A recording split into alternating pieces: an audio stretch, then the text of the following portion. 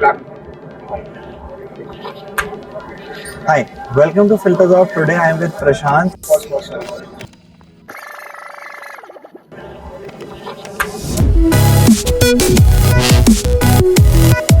Welcome to Filters Off. Today I am with Prashant, Senior Vice President at Publicis. And Prashant, I'll be running a few questions by you. So the first segment, I'll give you a term and whatever first comes to your mind, a quick fire kind of a thing, right? Coffee, I think I love it. social media, A lot of time. binge watching, Netflix, brand safety, very important. ad fraud, Brand must invest. Wi-Fi, Lifeline. clickbait, Something we need to solve. ad tech, AdTech is a platform that gives you a chance to meet everyone. great. The second is rapid fire round, and these are essentially trivia based questions. Okay. Right. Which company aired the first ever banner ad in 1994? Your options are Nike, AT&T, and Nokia. AT&T. Great. Which of these is not an ad fraud technique? A/B testing, click injection, pixel stuffing. A/B testing. Which of these is an ad fraud technique? Okay. Cost per acquisition, click farms, return on Click ad farms. spends. Yeah.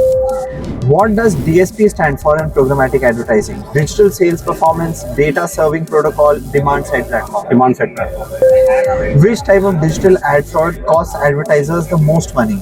Domain spoofing, click injection, pixel stuffing. Domain is possible. Correct.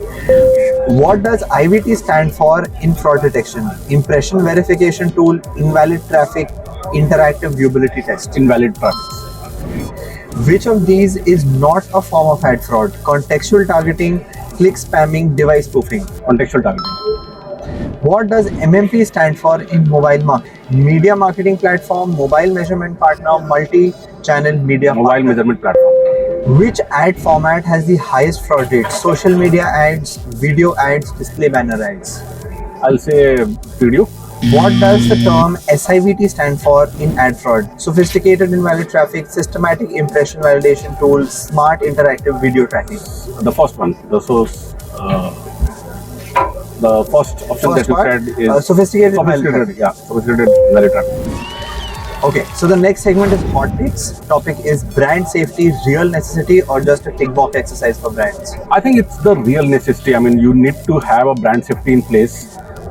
As a brand, you always want it to make sure that your ads are appearing to the places where it's safe for a brand as such and the consumer who is watching it. Because in the day, consumers are also your customers, right? You don't want to be present in a place where it's not there, right? So you need brand safety is the most important thing that brand needs to focus on. We are measuring the wrong things in digital advertising today. So I think we need to move beyond the regular things like click impressions and all, and actually get into what is the impact that is happening on the business. So everything in digital needs to be linked to the business outcome, right? So I think that's very important that we need to track and start monitoring on. Ad fraud is an invisible problem until something goes wrong. Should brands be doing more? Yeah. So I think ad fraud, I will not say it's an invisible problem. I think if you have invested in the right technology, you can see if there is an ad fraud happening. And I think it's right time for the brands to make sure that if there is an ad fraud happening, that they're taking an action on it, right? They're making sure that everybody in the system who is making the ad fraud are liable. You just need to hold them responsible. Tell them saying that your platform is driving a lot of invalid traffic or let's say ad frauds to my company. So I think that's very important for us. Bullseye. The next segment is live poll, right? So I'll put a question to you, give you a few options. If you could remove one problem from digital advertising forever, what would it be? Ad fraud, attribution, ad creative issues. Oh, ad fraud. Big issue. What's the most frustrating thing about digital ads? Seeing the same ad 100 times a row, clicking an ad by mistake, watching an ad before a YouTube video. I think it's seeing the same ad 100 times. I think that's very frustrating because you need to have a frequency capping in place, right? Correct. Frequency capping is the term. What's the most misleading phrase in digital advertising? Guaranteed reach and engagement, AI-powered optimization, brand safe inventory. I think there are a lot of talk about AI-driven digital advertising, but I think it needs to actually show the value that we are promising it to. So I think that's an overstatement. we need to build product, we need to build solution on it. It needs fine tuning. Yeah.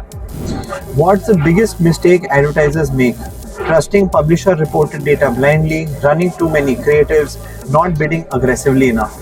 I think I'll say the first one, because obviously you need to make sure that whenever you are advertising, you are responsible for every dollar that you spend in, right? So very caution on what you are doing it, right? So make sure that your biddings are in place, make sure that your optimal bidding, so that your no competition is eating up your pie. So I think that's very important.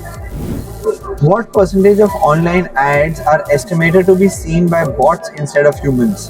30 to 40%, 10 to 15%, 50 to 60%. I believe anywhere between 10 to 15%. What percentage of all ad clicks are estimated to be fraudulent? 20 to 30%, 5 to 10%, 40 to 50%. Anywhere between above 10%.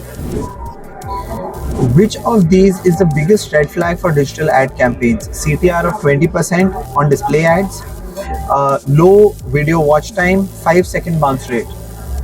I think CTR of 20% I've never heard of on display ads. So if this is happening, then you need to probably check if You this is need the to go number. back. What's the most misleading performance metric? Viewability rate, brand recall surveys, video completion rate. Sorry, I mean, it depends on what brands are trying to capture on this. But I think I'll go with the viewability one, because obviously you need to make sure that your ads are always appearing on the top. Correct. And if the viewability is lesser than 80%, then you need to question it, right? So I think that's where I'll go for. Great. What percentage of ads are never seen by a human? 40 to 50%, 10 to 20%, 60 to 70%. My estimate is 10 to 20%. Okay. In the next segment, you have to explain the topic to me like I'm a 5-year-old, so you have to make it fun and engaging. Yeah. Your topic is supply side platforms. Okay, so imagine you are as a 5-year kid, you have a toy shop, and you wanted to sell the toys to a lot of kids. Supply side platform will act as a robot, which will help you make sure that your ads are appearing to a lot of kids, so that they can make their choices and buy the product.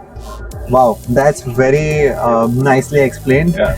The final question, if there's one thing advertisers should focus on in 2025, what should it be? I think it should be measurement and attribution, because we have reached to a point where we need to make sure that the in terms of the AdX, we're already ahead of TV. Now it's time for us to make sure that whatever spend which is happening on digital, we are correctly attributing it to the brand results. Like either it comes from the return on ad spends, or if there is an offline sale which is happening, or in the digital sales happening.